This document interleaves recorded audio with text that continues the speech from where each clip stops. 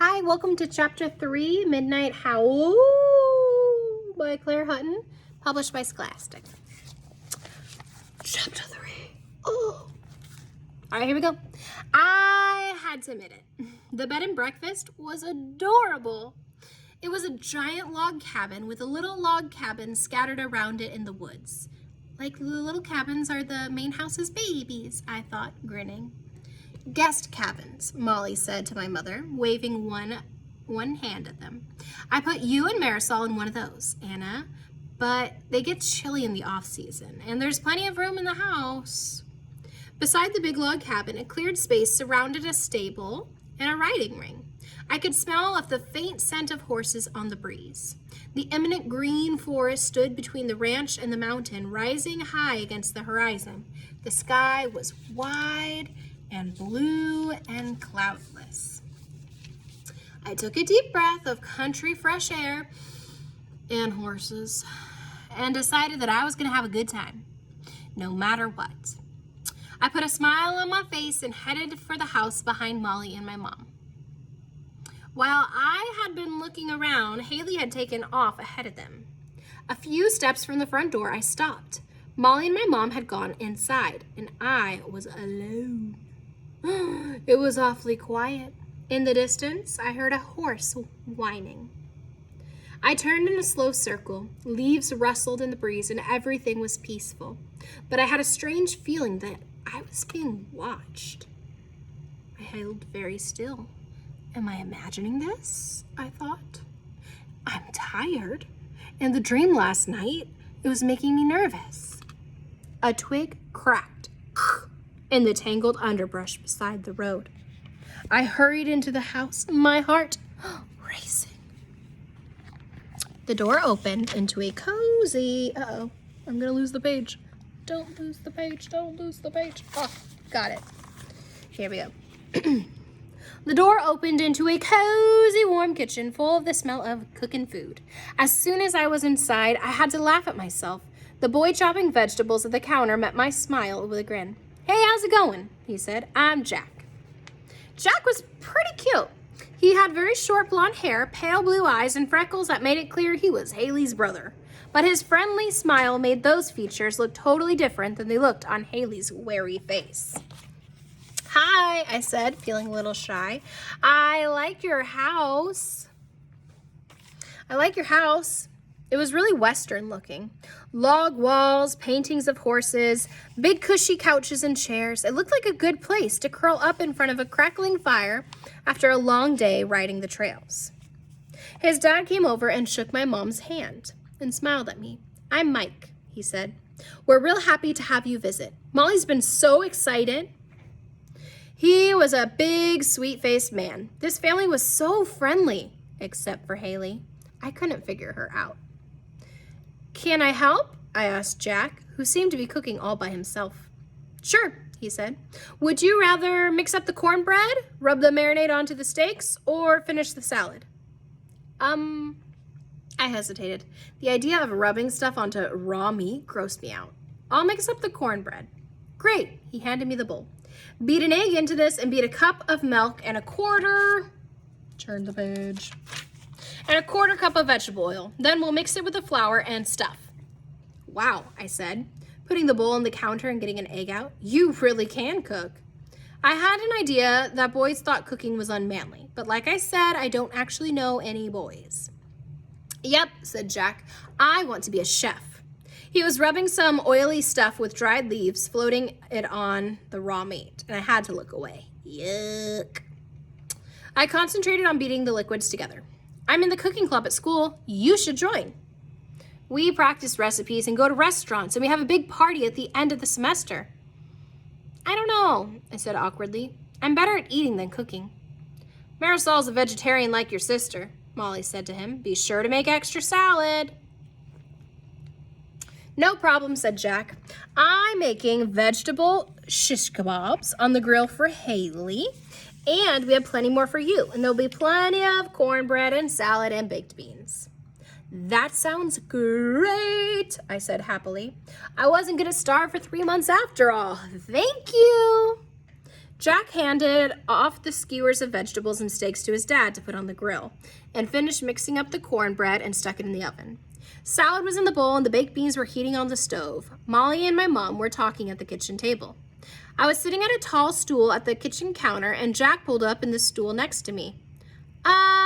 He said, jiggling his knee. So, if not cooking, what kind of stuff are you into? There's he waved his hand vaguely, a lot of different things at school. Sports and art clubs and stuff. The girls' soccer team is pretty good. Maybe not soccer, I said. I mean, I'm not into team sports. I like lots of stuff, though. Hiking and biking and animals and being outdoors. And I'm interested in science, especially astronomy.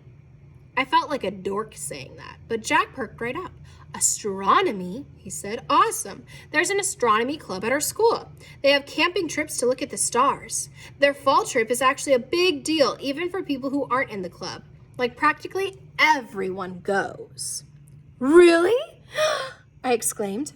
There was a science club at my school back home, and sometimes we talked about astronomy. We'd gone on a trip to the... Turn the page, turn the page, turn the page. We'd gone on a trip to the planetarium, but not enough kids were interested in space that they didn't want to join a club just for that. Sure, Jack said. There's great stargazing around here. You can go into the Glacier National Park and take a telescope, or see a lot even just outside of the house. Or you can see a lot outside of the house. This is going to be amazing, I told him. How'd you get into astronomy? He asked, curiously. Is it a science thing or an outdoorsy thing or both? Both, I guess, I said. My dad bought a telescope for us to share when I was 6, and we used to go out with it a lot. He'd show me all the different constellations. Neat, said Jack. Yeah, I said, smiling, as I remembered stargazing with my dad. Every year there's a big meteor shower in the summer called the Perseid shower, and he'd wake me up in the middle of the night to go see it. We'd take a thermos of hot chocolate and go sit on the roof to watch the shooting stars. We still do it now that he lives in Miami. We try to make sure to do it. I'm out there at the right time. We try to make sure that I'm out there at the right time. Sounds really nice, Jack said. Yeah, it is, I said, again. I missed my dad now that he lived in Miami. It was great to spend time with him on school breaks, but it wasn't the same as seeing him every day. Our conversation hit a little pause, and Jack looked around the house and jiggling his leg again. Can you ride a horse? He said suddenly. I shook off thoughts of my dad. Not really, I said apologetically. The closest I got was a couple of rides on my friend's pony when I was 8, but I've always wanted to learn. You'd have a great time, he says. I love it. I take people riding the trails around here all the time when we have guests. So if you want, we could go riding sometime. If you like animals and hiking, you'll be a natural. Our horses are really gentle. I don't think it's a great idea for Marisol to go out on a horse without an adult when she doesn't know how to ride, my mom broke in. I hadn't even realized that she and Molly were listening to our conversation. Maybe we can all go together sometime. Oh, Jack's a great teacher, Molly said dismissively. She'll be fine. Mom's lips tightened, but she didn't say anything. She gave me the look that meant, we'll discuss this later. But I pretended not to see it. If Jack really took tourists on horseback all the time, I didn't think that my mother had anything to worry about. Gosh. The buzzer rang to let us know that the cornbread was done, just as Mike came in from outside carrying a platter. Steaks and veggies are ready, he said. Marisol, would you ask Haley to come to the table? I glanced around. My mom was setting the table while Molly poured milk and water into the big glasses. Haley's so moody these days, Molly said to my mom. She's very self-conscious, getting to be a teenager, right? I try to give her space. My mom, in agreement. Jack was getting the cornbread out of the oven, but he rolled his eyes at me. I like how my parents blame everything like they don't like on our age, he said pointedly. Haley's room is upstairs. Just look for the wolf door knocker. Thanks, I said, and I headed upstairs. The hall was dark and a line of light showed at the edges of Haley's door. I hesitated, then knocked. Knock, knock, knock. There was no sound from behind the door. Was she there? Should I knock again? I would feel stupid standing in the dark outside her door if she had her headphones on or was in the bathroom or something. I waited and waited, and finally I raised my hand to knock again. Suddenly the door flew open. What? Haley asked. I looked past her and my mouth dropped open. I could tell what color her walls were because everywhere from floor to ceiling there were images of animals. Pictures printed off websites, cutouts of magazines, and on posters.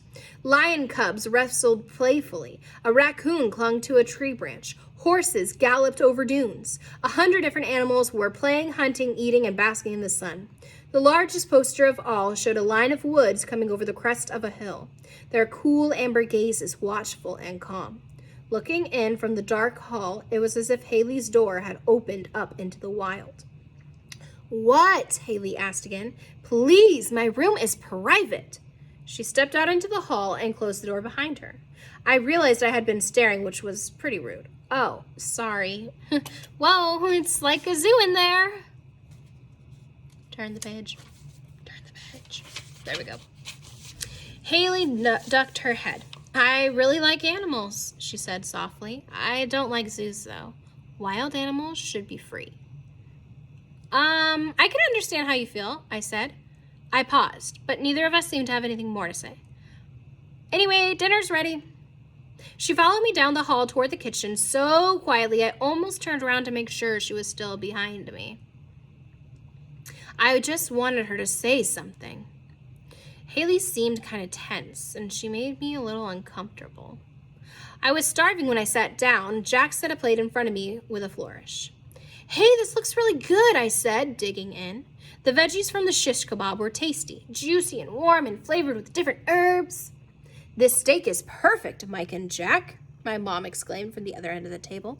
Absolutely delicious. The cornbread didn't turn out so well, Jack said, gazing at the bread basket full of blackened slices.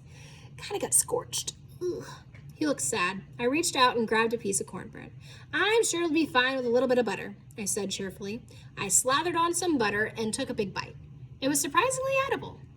The unburned parts are delicious, I said, chewing. Jack laughed. Later that night, Haley led me up to show me my room, which was down the hall from hers. I smiled at her. Dinner was great. Jack's a good cook. She shrugged. Sure. I guess I won't starve out here after all, I joked. Maybe I can even get Jack to learn how to make a vegetarian sushi. Haley made a strange sound and turned away from me into her own room. I stared after her. Had she just growled at me? Awkward. That's the end of chapter 3.